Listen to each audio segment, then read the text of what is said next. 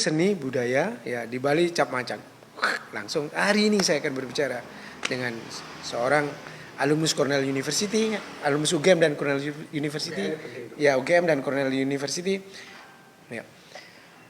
Oke, baik, selamat pagi pemirsa semuanya. Hari ini di rubrik Bali Channel Cap Macan. Jadi sangat luar biasa menghadirkan semangat baru membahas tentang seni dan budaya.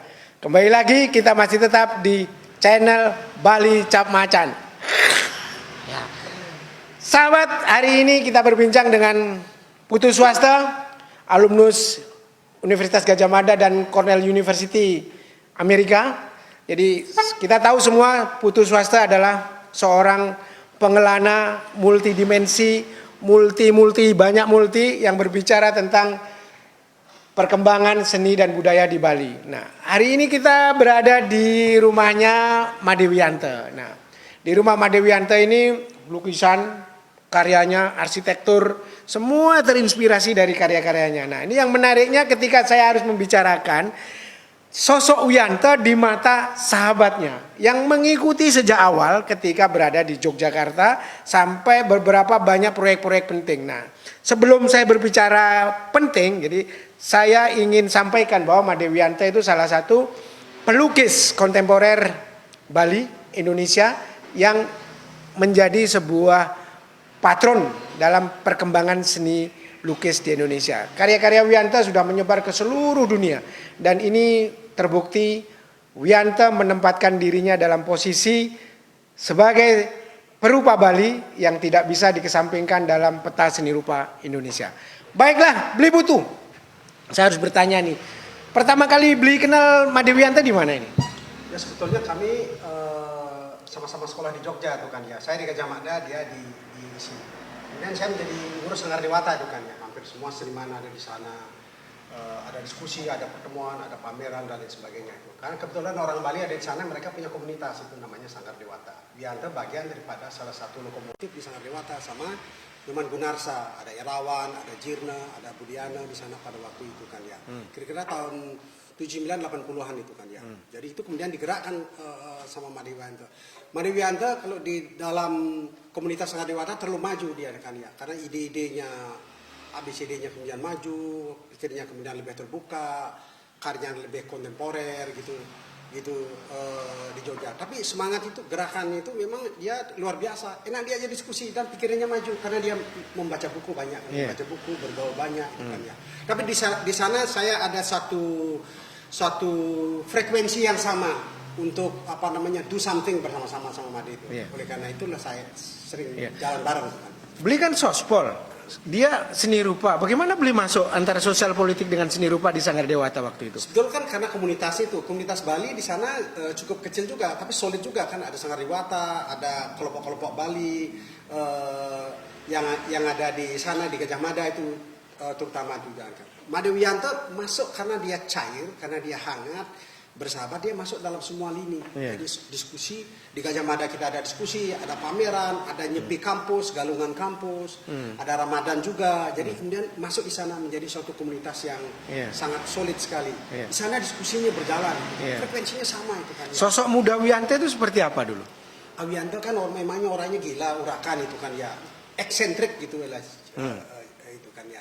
Apa namanya itu dengan lifestyle itu kan ya. Tapi dia lifestyle-nya cukup modern. Dia ingin mendapatkan sesuatu yang baru gitu kan, yang baru dalam bacaan, baru dalam pergaulan, baru dalam komunitasnya itu, baru dalam karya juga begitu kan ya. Jadi dia saya bilang maju. Dia bukan hanya orang Bali saja, dia kontemporer. Walaupun dia memang etnisnya sebagai seorang Bali, orang Hindu, cuma dia tuh masuk di semua lini yang ada, masuk di semua jaringan yang ada. Itu yang enaknya Wiante, hangat, cepat bergaul, supel dan enak dan cepat kemudian diajak untuk berkomunikasi. Tidak bertele-tele, tidak pakai aturan yang terlalu rumit gitu kan ya. Begitu ada acara kemudian dia bisa. Ya, karena hari ini kita membicarakan Wiante from local to global. Jadi inspirasi Wiante ya saat ini ketika saya lihat perkembangan Made Wiante, Beli posisinya mengikuti ini ya. Yang menariknya buat saya, beliau mengikuti ketika Sanggar Dewata, kemudian mengikuti perkembangan proyek-proyek Wiyanta, dan jalinan persahabatan ini masih terus berlangsung. Nah ini karena Sanggar Dewata atau karena pribadi beli dengan Wiyanta?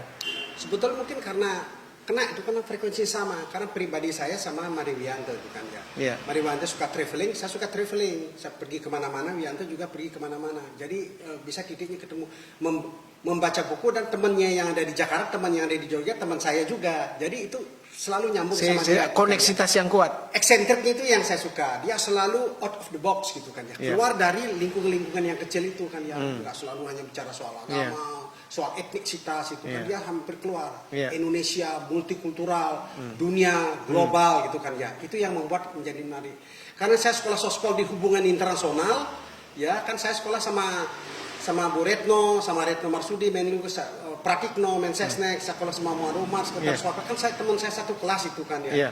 Jadi ngecon di sana, ketemu di sana, jadi global dengan ini, jadi masuk di sana. Kalau yang lokal hanya etnosentris itu nggak kena itu. Nah, pasti membosankan kita.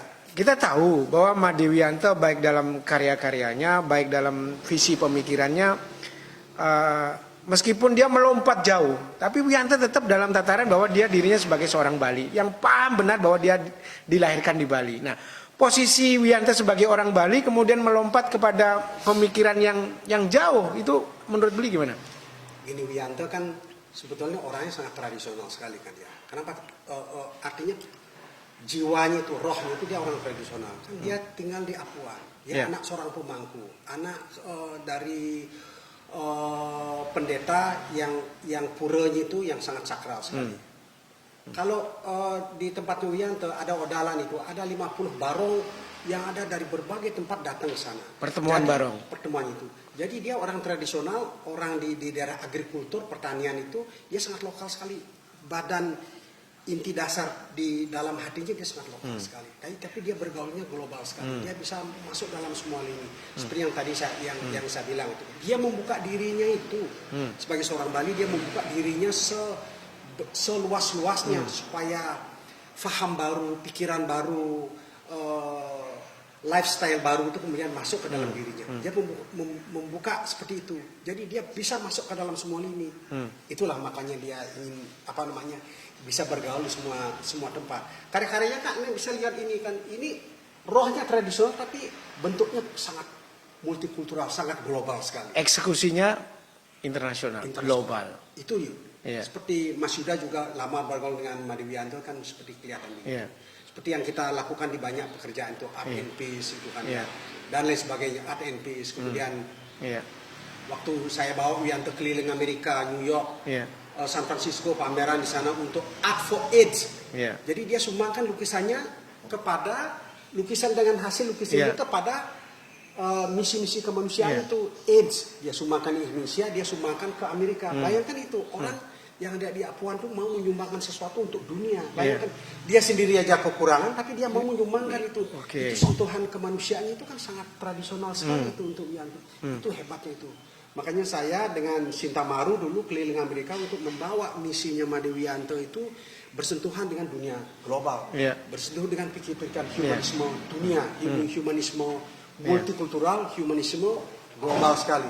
Saya keliling Amerika, saya bolak-balik beberapa kali itu kan ya, bolak-balik untuk membawa misi ini. Itu sebetulnya bukan hanya misinya Wiyanto saja. Wiyanto membawa Indonesian State dia bawa. Dia membawa bendera merah putihnya ke sana.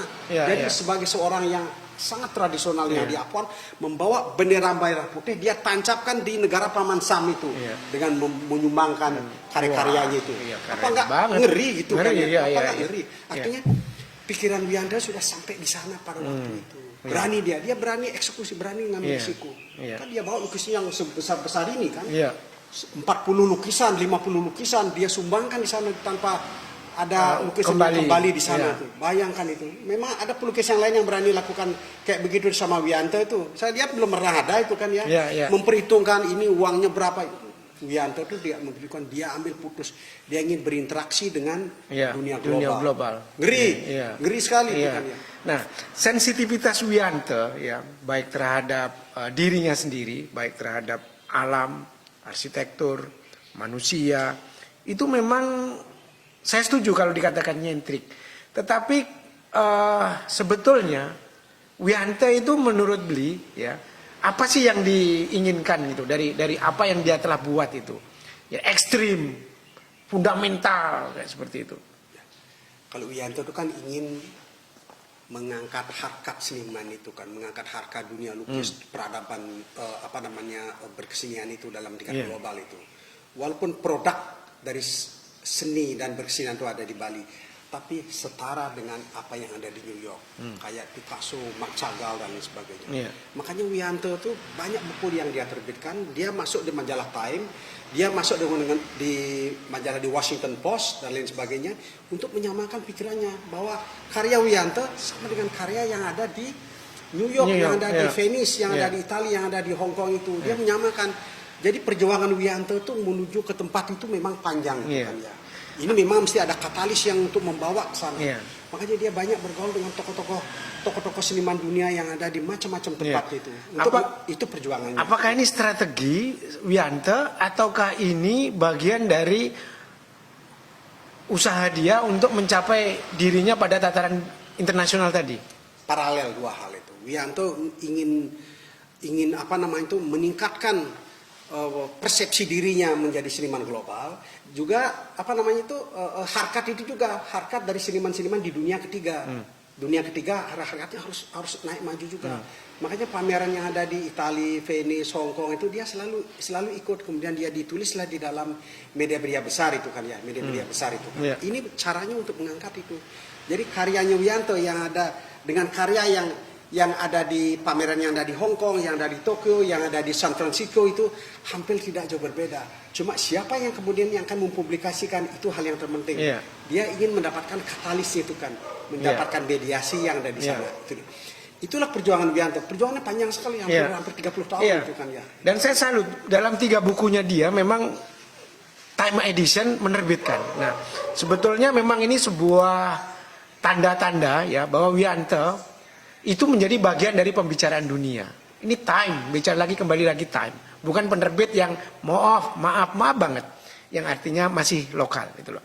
Nah, ini sebetulnya ya Wianto kan sudah diakui dunia. Nah, strategi-strategi itu menarik. Nah, menurut beliau, pandangan beliau ini, strategi itu sebetulnya sudah muncul sejak lama, ataukah ini ketika mulai dia tergesek-gesek dengan dunia internasional? Sebetulnya ini kan satu diskusi yang terjadi di Jogja. Kemudian setelah periode Karangasem itu kan. Kalau Karangasem kan Wianto menutup diri kan dia. Sunyi. Periode sunyi dia membuat karyanya yang sangat lokal tradisional sekali kan. Baik tema, baik ide dan lain sebagainya itu kan ya. Kemudian setelah dia ada di Jogja, kemudian ke Jakarta itu kan ya, bertemulah dia dengan dunia global itu kan ya. Idenya memang sebetulnya sudah dari Jogja itu, tapi diperhebat kemudian. Idenya kemudian dia setelah ada di Bali, dia bergaul dengan macam-macam orang, Jong Kuto, bergaul dengan Didier Hamel dan lain sebagainya. Urs Ramsayer itu kan dia bergaul dengan itu. Nah, ini kemudian dia membawa satu fase yang sangat mendunia itu ya, kan ya. Makanya dia pamerannya ada di mana-mana. Kemudian apalagi dia kemudian ditulis di Time Edition itu. Time Edition merupakan salah satu penerbit global, penerbit dunia, penerbit internasional. Orang akan baca di sana. Dan kalau Wianto ada di sana, berarti eksistensinya sebagai seniman Indonesia, sebagai seniman Asia, kemudian mendapat pengakuan yang sangat luas sekali. Orang akan beli bukunya, beli bacanya. Karena kan Time Edition ini sudah memberikan legitimasi pada karya-karyanya Wianto. Gitu. Beli berani menyebut bahwa Wianto itu sebagai perupa Bali yang menjadi patron bagi seni rupa Indonesia. Berani dong, kan Wianto kan sudah dia, kalau di Time Edition dia sudah diakui, kemudian karya-karyanya bisa diterbitkan di sana. Artinya kurator yang ada di Time Edition sudah mengakui karya-karya, kan itu logikanya itu kan dia masuk pada dunia itu. Apalagi kemudian si Wianto temannya Nyoman Nuarto yang buat patung yang paling besar di sini itu kan, paling raksasa di sini. Dia jadi orang-orang Bali yang kayak begini itu masuk ke dalam dunia global dan diakui secara mendunia itu kan. Sentrik, karyanya bagus dan mendunia. Jadi Wianto tuh energinya tidak pernah habis, itu yang heran kan. Setiap detik itu selalu dia ada ide baru. Dan mungkin Mas Yuda, mungkin saya sering terganggu. Kalau dia punya ide, pasti kalau nggak Mas Yuda ditelepon, saya juga ditelepon. Pagi, sore, siang, malam kan. Kadang-kadang kita stres juga kan diajak diskusi. Betul, ya. Kadang dia kan tidak tahu ini jam berapa. Jam kan? berapa, Mas ya. Yuda mungkin Iya, begitu. sama, Ini betul. jam berapa dia tidak tahu bahwa ini sudah jam 2 pagi kan. Kadang-kadang Iya. saya agak jengkel juga kan. Ya memangnya dia aja kita urus Iya. itu kan ya. Jadi di jam 2 pagi kadang-kadang kan kita tidak ngecun di otak kita. Betul. Gitu, Nah, Mas. dalam dimensi gagasan Beli kan sering ini. Beli juga berkecimpung di dunia arsitektur, landscape bersama Made Wijaya. Nah, ketika Wianto, ini kita di rumah ini, kita bicara rumah ini dengan arsitektur ekstrim ya, yang di luar mindset orang Bali menciptakan tatanan arsitektur, apa pandangan Beli melihat rumah ini?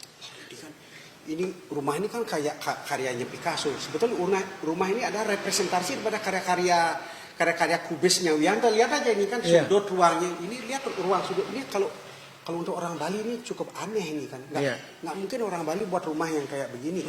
Siku kanan, siku kiri. Pokoknya nggak jelas juntrungnya ini. Kalau orang Bali lihat nggak jelas juntrungnya. Ya, sanggahnya ada di mana, dapurnya ada di mana. Jadi kalau orang masuk ke rumah Wianto itu tidak bisa keluar, bisa tersesat itu loh, nggak bisa keluar. Gimana pintu keluarnya, bingung orang. Jadi Wianto itu sudah menerobos tapal batas ruang dan masa. Makanya saya bilang Wianto itu out of the box. Jadi keluar daripada kultur orang Bali, walaupun rohnya sendiri orang Bali, tapi casing itu sebetulnya dia sudah keluar.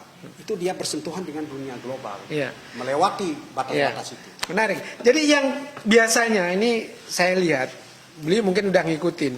Kemana-mana Wianto itu udah bisa diam. Menulis puisi, membuat drawing. Kemudian semua menemukan apa di mana-mana dan dikumpulkan dan selalu diolah. Itu memang sejak dulu atau gimana Wianto? Itu memang Wianto sejak dulu kan. Wianto itu kan sangat workaholic itu yang orang bilang bukan ya. Jadi dia ingin menciptakan sejarah setiap detik. Menciptakan sejarah setiap detik. Dia menulis puisi, dia membuat sketch. Di mana-mana dia kan bawa peralatan sketch apa aja dia buat itu kan ya. Nggak ada media, dia ambil koran, pernah dikomplain restoran karena menu restoran digambar katanya. Digambar itu. Udah banyak komplainnya itu. Kalau itu nggak hanya satu, udah banyak komplainnya itu kan ya. Tapi Wianto kan selalu bisa berkilah bahwa dia seorang seniman. Dia menggunakan media taplak mejanya aja dia bawa pulang. Taplak meja restorannya itu kan. Dia buat sketch yang putih itu di sana. Kemudian dia bawa. Saya malu juga. Dia jangan begini deh. Itu di mana itu? Wah itu di Jakarta. Dia makan di satu tempat di Jakarta. Di taplak meja diambil. Taplak meja ini kan dia sketch itu. Taplak yang kecil itu dia sketch ya bawa gininya itu kan ya. Orang itunya ketawa. Cuma saya bilang maklum ini seniman, dia bilang seniman top dia bilang kan ya. Jadi mohon dimaklumi. Mohon dimaklumi. Gitu. Nah berbicara tentang menariknya perjalanan Wianto, Beli ngikuti Belgia, Basel, New York. Nah Wianto itu ketika berbenturan dengan budaya asing atau menemukan dirinya di tempat asing, di negara asing, bagaimana tentang dirinya Beli melihat? Sebetulnya Wianto itu orang yang sangat terbuka, orang yang selalu senang dengan hal-hal yang baru. Dia membuka pintu gerbang dirinya, pintu diri dia buka untuk welcome, untuk paham-paham baru ke dalam dirinya. Kemudian dia rumuskan menjadi banyak karya-karyanya. Bukan hanya karya-karya dalam bentuk lukisan saja, tapi karya-karya dalam bentuk pemikiran. Paham baru, karya dan lain sebagainya. Makanya karya-karyanya Wianto kan art and peace. Kan? Ingat gak kita? Pakai helikopter, pakai kapal, 2.000 orang. 2.000 orang kemudian terlibat, kolosal, setting, lampu, TV, wawancara dan semuanya itu kan. Itu kemudian dia upload. Itu merupakan bagian daripada tata kelola komunikasi dunia. Itu kan persyaratan komunikasi dunia dan Wianto sudah masuk. Waktu lama itu sudah masuk, 20 tahun yang lalu dia sudah masuk dalam. Memang Wianto ambisius sejak dulu. Wianto itu ingin hal-hal yang baru, ambisius orangnya tuh. Dia kan Wianto tuh menciptakan, dia ingin berbenturan, berhadapan, berseberangan itu dengan dunia luar, berkompetisi dengan dunia luar. Resiko nomor sekian. Dia nggak ambil risiko, memang risiko memang sudah setiap hari dia ngambil risiko Wianto itu kan ya. Itu gilanya sekretnya itu. Oleh karena itu energinya ada. Mungkin energi lokal tradisional itu seperti itu ya. Seperti orang Bali orang bilang orang kerauhan itu. Anda tahu kerauhan kalau orang mau kerauhan. Orang trance. Wianto itu begitu. Dia kayak trance itu kan ya. kalau mendapat hal-hal yang baru dia selalu bergetar, selalu dia eksplorasi itu semuanya itu. Nah, Wianto itu dalam tahap yang seperti itu. Nah, saya teringat pamerannya Wianto di Jakarta. Saya lupa di galeri mana. Kurator Hendro Wianto mengatakan dalam tulisannya dan termasuk menjadi bagian headline judulnya dia itu karya Wianto, skala dan niskala Wianto. Nah, Wianto sebagai orang Bali, ya, ketika beliau berbicara tentang orang Bali, hubungan skala niskala dalam proyeksi pemikiran Wianto gimana itu? Kalau Wianto kan, kalau orang Bali umumnya itu memisahkan antara sakral dengan profan, hitam dengan putih, skala dengan niskala. Kalau Wianto pakai jalan tengah, dia kawinkan antara skala dengan niskala itu kan, pada chain yang sama. Saat yang sama dia kawinkan antara skala dengan niskala, antara keramat dengan profan, antara hitam dengan putih menjadi abu-abu dan sebagainya. Dia kawinin kayak itu semua. Sebagai seorang pemangku, anak pemangku yang sakral di desa Apuan, yang terpencil di desa Apuan itu, dia menerjemahkan kultur petani, dia terjemah dengan kultur modernitas. Industri. Masyarakat industri, dia kawinkan itu semua gitu. Dan itu mengingatkan di instalasi Wianto yang zaman dulu belum orang heboh, Wianto sudah melakukan membawa pickup yang berisi pasar yang tradisi lah, orang Bali dari kampung halamannya selalu membawa sayur-sayuran. Itu pickupnya kayak nggak salah di STSI yang sekarang isi Denpasar mungkin itu. Nah, seperti itu sudah lompatan-lompatannya. Sebetulnya dia kan nyentrik kalau untuk orang-orang itu namanya art event itu kan, event art itu kan ya. Happening art itu kan untuk orang-orang umum kan nggak mungkin terjadi. Itu apa ini, uangnya nggak ada, ini apa-apa. Termasuk proyek kita yang tentang jalan. Bagaimana Wianto mengkritisi jalan di Lotundo dan kita sama-sama di demo dikepung masyarakat itu kan ya, itu kan ya, happening art itu kan, itu gilanya itu kan, itu resiko nomor sekian. Tapi walaupun kita diprotes sama masyarakat, dikepung masyarakat lokal itu bagian daripada happening art. Itu kan warnanya kelihatan. Itu yang terjadi. Sampai ribut, sampai ini itu, polisi datang, mudah dipanggil sama polisi di resort, Polres dan sebagainya. Persis. Itu bagian dari happening art. Kalau tidak ada demo, tidak ada pengepungan tadi, mungkin menjadi estetik. Yang biasa. Ya, bahwa itu yang sebetulnya dicari. Meskipun pelakunya empot-empotan. Jadi, manajer empot-empotan harus menghadapi masa. Untung kita selamat, untung kembali selamat. Nah, Bli, satu hal yang menarik dari Wianto ini, saya entah mau mengatakan ini jelek atau tidak, saya nggak berani sebetulnya. Wianto itu menjengkelkan nggak di mata Bli? Sosok yang menjengkelkan nggak? Kadang walaupun orangnya luar biasa menarik, selalu seperti magnet itu kan. Tapi kalau ada apa maunya kan kita seperti kita ditelepon siap. jam 2 jam 3 meeting besok jam 7. Memang kita nggak ada kerjaan, sering kita kan bekerja, kita sibuk, kita punya company, punya perusahaan, bisnisnya kan. Itu menjengkelkan. Kadang-kadang kan jadi kalau ngikutin dia itu menjengkelkan ya. Sementara dia nggak ngerti apa yang kita sedang lakukan. Dipikir kita nggak ada kerjaan. Oke, bagus. Jadi itu bagian yang menjengkelkan ya. Tapi mungkin itu bagian daripada happening. Tapi itu happening art ya. Jadi kalau kita sadar dari awal itu bagian dari happening art, mungkin kita nggak ada konflik ya. Pokoknya Wianto tidak mau sibuk sendiri. Jadi hidupnya Wianto itu hidupnya happening art menurut happening art itu kan. Jadi orang lain lah dia libatkan sibuk untuk sibuknya dia itu. Itu kadang menjengkelkan juga. Mungkin kita nggak ada keluarga, nggak punya anak sekolah gitu kan ya. Jadi ini antara ngeri dan sadis, antara realita, kemudian dia nggak memikirkan orang lain, nggak dia memikirkan resiko. Terakhir jawabannya happening art.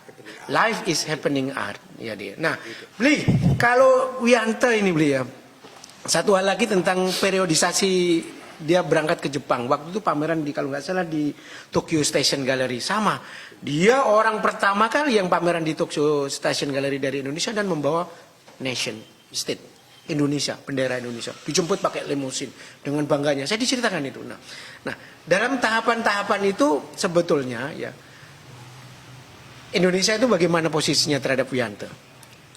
Sebetulnya Wianto itu kan membawa nation building dan karakter building kan ya. Dia membawa bendera merah putih di negeri matahari terbit.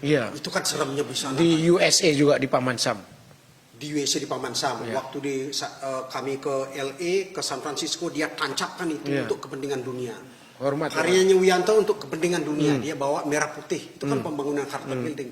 Meningkatkan daya tawar, meningkatkan visi karakter orang Indonesia. Orang Indonesia itu bukan hanya disumbang-sumbang aja. Jadi Wiyanto menyumbangkan semua uangnya, semua hasil lelang lukisannya itu juga kepada Amerika. Pada Amerika. Jadi serem itu. Iya, artinya lukisan segede-gede iya, begini. artinya berapa pada itu? saat itu Wiyanto sudah menang di atas angin terhadap US gitu. aja. Nah, ketika orang membicarakan perdebatan Amerika dengan Indonesia khususnya, Wiyanto sudah pada posisi di atas itu. Nah, artinya kan ini sentuhan humanismenya Made Wiyanto kan. Iya. Kan Wiyanto kan Made Wiyanto dengan segala kekurangan kelemahan kan orang sangat peka sekali. betul. Waktu ada dunia diserang AIDS itu, dia tersentuh di sana tuh banyak orang mati di banyak tempat yang berbeda, di banyak kultur yang berbeda, banyak etnis yang berbeda, tua muda dengan umur yang berbeda itu kan. Dia sumbangkan karyanya itu. Dia mungkin karya itu mungkin 5 tahun yang dia buat itu. Kemudian dia sumbangkan begitu saja ke sana itu. Itu artinya apa? Sentuhan humanismenya itulah yang hebat. Kan tidak banyak seniman yang seperti itu kan ya. Ya kalau seniman kan memang bukan hanya karyanya sensitif, tapi humanismenya juga sensitif. Gitu. Itu yang dulu menyumbang tsunami itu juga. Tsunami itu juga bukan ya. Yang itu kan menyumbangkan pada tsunami juga. Art for Flores kalau nggak salah waktu itu ya. Art for Flores. Itu artinya banyak tuh hal-hal yang seperti itu. Iya. Tapi intinya kan ya dia kena sentuhan humanismenya. Humanismenya kena itu Wiyanto udah langsung rebah itu kan ya. Iya. Begitu dia kena sentuhan, begitu orang sakit, empati, simpati dengan rasa belas kasihan itu tinggi Made Wiyanto. Iya. Jadi Wiyanto itu sensitifnya luar biasa sebetulnya.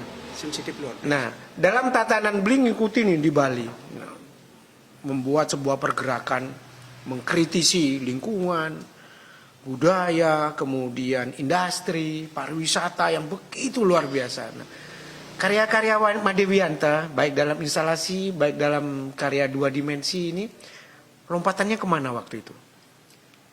Seperti lingkungan kan, Mas Huda kan tahu. Ya. Mas Huda kan sudah pernah diperintah tuh Siap. memfoto sungai di Basel selama berhari-hari kan. Di Basel di Basel memfoto ya. sungai berhari-hari kan apa yang kemudian yang ada dan lain sebagainya. Ini di sebelahnya rumah Made Wiyanto kan ada got ini. Ada sungai kecil di sini. Kan ada orang disuruh memfoto setiap hari itu apa aliran air, sampah-sampah apa saja kemudian yang mengalir, kemudian dia analisa itu dan lain sebagainya itu. Jadi kultur orang Bali itu kemudian tidak berubah-ubah membuang sampah ke sungai dan lain sebagainya. Itu kemudian dia Jadi analisa. artinya Wiyanto itu sudah melakukan sesuatu kajian dulu ya. Sebelum membuat proyek seninya itu dikaji betul berarti. Begitu dia lakukan riset itu kan. Iya, riset. Kemudian bahan-bahan dari riset kemudian dia buat sebagai suatu bentuk bahan baku untuk seni. Oh, keren. Itu. Nah, Wiyanto sukses nih. Saya melihat suatu perkembangan sebagai orang lokal yang kemudian global. Peran istri ini, Ibu Intan itu bagaimana beliau melihat? Ibu Intan itu bosnya. Wiyanto takut sama bosnya. Kalau orang bilang tuh kalau panglima itu kan sudah ada di masing-masing daerah. Ini Pangnam ini. Lebih tinggi dari Panglima. Pangnam. Siap. Karena Bu Intan ini yang mengontrol manajemen tata uang itu kan ya. Merapikan, berkomunikasi dengan publik, klien, dengan orang luar, dengan ini. Secara bisnis itu Bu Wiyanto lah ini bos itu kan ya. Jadi seliar-liarnya Wiyanto urusan berkarya, tapi urusan untuk strategi budget bisnis dan semuanya itu ibu. Oh iya harus ikut bosnya itu kan ya. Bosnya, pang-namnya tadi harus ikut. Pang-namnya dia harus ikut itu kan ya. Karena kenapa uang dan sebagainya anak dia harus ikut itu semua tata aturan itu. Dan harus dijalan. Dan itu disiplinnya Wiyanto atau bagaimana? Sebetulnya itu memang ini termasuk tata kelolanya itu kan ya. Memang Wiyanto taat dengan itu. Jadi kalau dia ini ibunya ini dia nggak berani. Jadi urusan lain bisa batal itu. Nah, Wiyanto itu sosok yang disiplin atau cengengesan atau yang orang yang artinya nggak tepat waktu atau gimana menurut beliau? Walaupun Wiyanto sebagai seorang seniman urakan, tapi dia tuh disiplin, taat dengan waktu. Dia disiplin, karakternya seperti itu. Jadi dia pasti dia mengikuti. Karena dia bersentuh dengan dunia global kan waktu, Ya, waktu dan waktu. mungkin ini juga pengaruh ketika dia pertama kali ke Belgia, ke Europe, dia sebagai pencuci piring, Ya sebagai seorang pelayan di sana bukan ya, artinya terus dia membatik kain, ya mungkin dia harus bersentuhan dengan dunia. Kita sama-sama pernah tinggal di Eropa, mungkin itu yang membuat dia mempunyai sikap yang bagus, disiplin dan punya nyali besar, mungkin itu gimana? Sepertinya begitu ya. Karena Ya. Wianto sudah lama di luar, dia sentuh dengan dunia barat. Karakter seperti itu termasuk dalam karakter. Ya. Disiplin itu masuk dengan disiplin. Iya. Dan Iya. itu yang membuat dia menjadi maju. Iya. Kalau dalam dunia barat kan waktu, Iya. rasa hormat, empati, simpati Iya. itu kan ya. Nah, itu yang kemudian bisa. pandangan orang lain yang nggak bisa ngelihat Made Wianto itu kadang bisa dikatakan ya sedikit aja mau mengatakan bahwa Wianto itu berkelebihan. Wianto itu udah kelewat dan nggak mampu. Nah, kalau orang nggak mampu ngelihat Wianto, tentu akan jadi konflik gitu loh. Nah, seperti beliau yang sudah mampu mengikuti Wianto, tidak menjadi konflik. Karya-karya Wianto, pemikiran Wianto justru menginspirasi bagi perkembangan seni rupa Indonesia. Nah, apa komentar beliau terhadap perkembangan seni rupa dengan hadirnya sosok Wianto dalam peta seni rupa Indonesia? Kalau saya lihat tuh dengan patokan itu adalah time edition. Time edition. Wianto Publikasi. itu menjadi lokomotif. Termasuk Dia menjadi seniman garis depan di Indonesia untuk membawa karya-karya modernitas Iya. itu ke dalam dunia global. Iya. Itu loh kan ya. Makanya pameran jadi di Tokyo, ya kan di stasiun Tokyo Iya, dia diundang iya. oleh kereta api di sana, Iya, kan, iya. kereta api NTI itu kan Iya. kereta api. Kemudian di San Francisco, di New York dengan pameran untuk AIDS. Yang dia sumbangkan untuk AIDS, kemudian di Venice dan lain sebagainya. Dia memang menjadi lokomotifnya. Suka tidak suka dia sudah ada di sana. Kan dia. Faktanya begitu. termasuk jam terbang dengan pameran dan semua, kalau diketik itu berhalaman-halaman itu. Kalau dikumpulkan sampai di bulan, di planet di bulan itu gininya kan. Materinya sampai di sana. Kalau dipanjang-panjangin sampai di sana. Saking Iya. panjangnya kan ya. Iya. Ya, Iya. gitu. Makanya waktu pameran Art in Peace itu, Ya, dia ingin mempresentasikan penghormatan terhadap lingkungan. ya, Lingkungan itu. Ya. Jadi lingkungan ini ada di mana, bagaimana lingkungan, bagaimana. Itu dia merepresentasikan.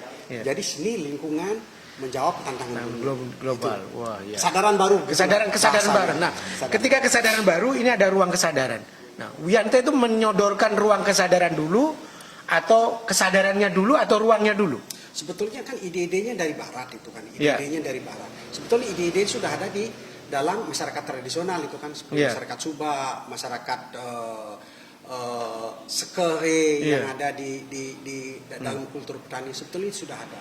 Tapi tantangan zaman terlalu cepat, terlalu bertubi-tubi, terlalu digempur bertubi-tubi. Ya. Nah, ini kemudian dijawab dengan kesadaran baru yang ada di dalam dunia barat, gitu loh, Ya. dalam dunia modern itu. Nah, Wianto meresponnya itu dengan meningkatkan kualitas kesadaran baru di dalam dunia yang modern seperti saat sekarang itu. Jadi antara mindscape dan landscape itu menjadi sesuatu yang berbarengan. Itu kemudian dia kawin kan itu ya. Wah, ya, keluarga.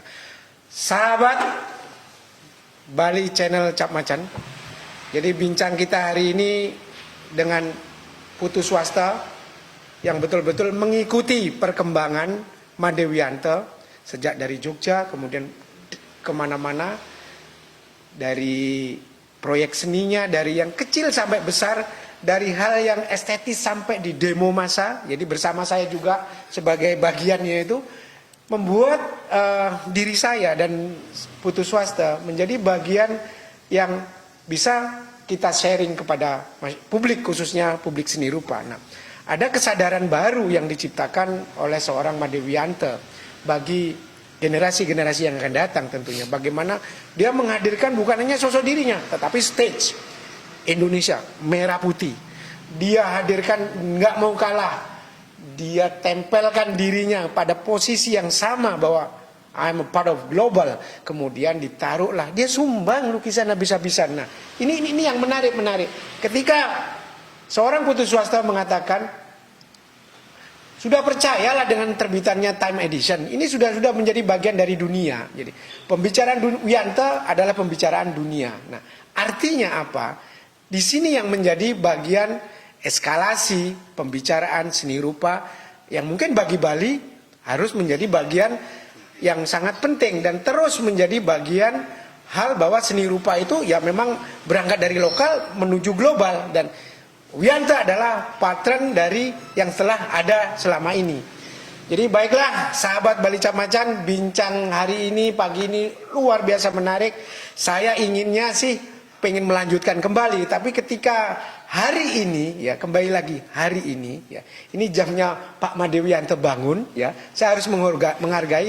Jangan sampai kita lagi cuap-cuap Wianto ada di sini, ngapain kamu di sana nih, kita tadi sembunyi-sembunyi, Wianto ada di sana. Jadi baik, sampai ketemu lagi, sampai jumpa lagi di acara rubrik seni budaya bersama